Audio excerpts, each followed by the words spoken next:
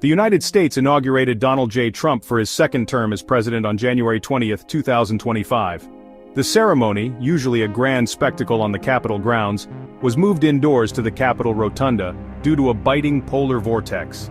Despite the change in venue, the event retained its significance, marking the beginning of another 4 years with Trump at the helm. Supporters and detractors alike braved the cold, eager to witness this historic moment. Security was tight, reflecting the heightened political tensions that had come to characterize the Trump era. As Trump took the oath of office, his hand resting on a family Bible, the weight of his unprecedented second term seemed to hang in the air. Trump's inauguration speech echoed the populist themes that had propelled him to victory in his first campaign. He promised to restore the nation to its former glory, focusing on economic nationalism and a hardline stance on immigration. Central to his vision was a return to American manufacturing dominance. He vowed to renegotiate trade deals, impose tariffs, and unleash American energy production. On immigration, Trump doubled down on his promise to secure the border, declaring a state of emergency at the southern border. His promises to restore American greatness, however, were met with skepticism by his critics, who viewed his policies as divisive and harmful. In a departure from the dark tone of his 2017 inauguration speech, Trump struck a surprisingly optimistic tone. He spoke of a thrilling new era for America, one marked by prosperity, strength, and global dominance.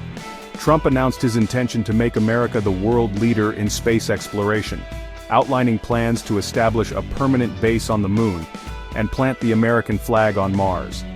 This bold vision, reminiscent of the space race of the 20th century, was met with cheers from his supporters. He declared that America would no longer apologize for its strength or shy away from asserting its interests on the world stage. It remained to be seen whether this vision would lead to greater American prosperity or further isolate the United States on the world stage. Even as Trump looked to the future, the shadows of his first term loomed large. In the final days of his presidency, outgoing President Joe Biden issued a series of controversial pardons, seemingly aimed at preempting potential actions by the incoming administration.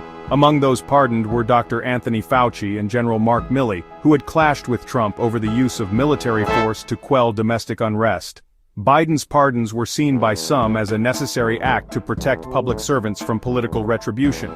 Trump, however, condemned the pardons, calling them a travesty of justice and a betrayal of the American people. He vowed to investigate the circumstances surrounding the pardons and to take action against those he deemed responsible.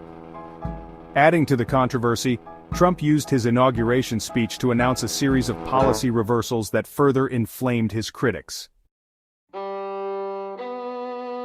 As expected, Trump's inauguration speech was met with a mixture of applause and condemnation. His supporters, many of whom had traveled from across the country to witness the event, cheered his every word. They saw in him a strong leader who was not afraid to speak his mind and challenge the status quo.